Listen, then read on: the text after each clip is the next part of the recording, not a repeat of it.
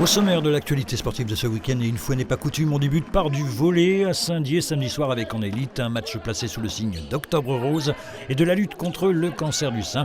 Et c'est tout naturellement vêtu de cette couleur que les Louves, privées pourtant de leur capitaine Julie Mollinger, tout juste opérée du genou, l'ont emporté 3-7-1 face à Rennes, mais au terme d'un match acharné du début à la fin. À 18h, je sens le match compliqué. Parce que c'est une équipe avec beaucoup de talent qui n'a pas fait un très très bon début de saison et qui là recommence à trouver beaucoup de qualité. Si Rennes joue à ce niveau-là, elles seront en play-off. Si Saint-Dié joue à ce niveau-là, nous serons en play-off aussi, donc c'est une très belle victoire. Match très accroché, très content. Toujours invaincus après 5 rencontres, les Louves sont leaders ex-aequo avec Évreux de la poule A et recevront Clamart. Ce sera le 5 novembre prochain. Et puis toujours en volley, petite parenthèse masculine avec Épinal qui s'extirpe enfin de sa spirale infernale avec une victoire 3-7-1 face à Chalon-sur-Saône et qui va faire du bien au moral des Spinaliens qui restaient sur 4 défaites consécutives. 6e au classement, ils recevront Saint-Brieuc samedi. Enfin, comme les Géromois qui en National 3 se sont inclinés 3-7-1 à Voiron en Isère, du côté des féminines du CAM, on ne peut avoir que des regrets. Jouant à domicile, elles sont passées à côté de leur sujet, pas plus de 14 points au premier set, 12 au second et malgré un sursaut dans le troisième, 22-25, elles n'ont pas fait plier et s'enfoncent, multipliant les erreurs tant en défense qu'en attaque, comme à Mulhouse d'ailleurs la semaine dernière. 7e au classement, les partenaires de Marine L'Huillier joueront à Vendeuvre le 6 novembre.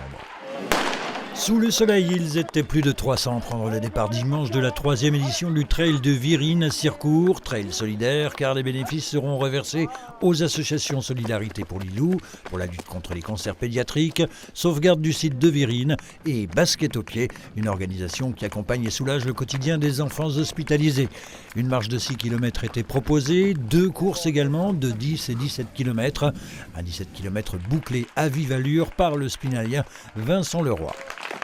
J'étais un peu enrhumé dans la semaine, donc je me remets seulement là, donc j'étais pas vraiment sûr de mes forces en partant. C'est pas les meilleures sensations de ma vie, mais bon après je vais pas faire la fine bouche non plus, je gagne, donc c'est bien, mais j'ai puisé dans mes ressources pour arriver en tête et maintenant il me faut un peu de repos quand même, quoi.